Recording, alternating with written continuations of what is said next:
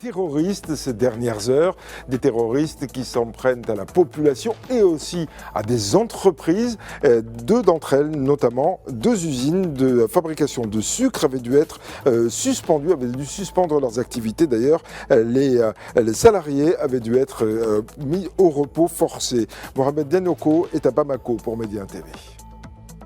Oui, tout à fait. L'actualité dominante aujourd'hui au Mali est la visite du ministre du Commerce et de l'Industrie dans la région de Ségou, plus précisément à Bewani et à Siribala, là où se situent deux grandes usines de fabrication de sucre, Sukala et Nsukala, des usines qui ont fait l'objet d'attaques terroristes il y a peu. A noter que ces usines emploient pas moins de 2400 personnes de façon régulière et pas moins de 4900 personnes à la saison.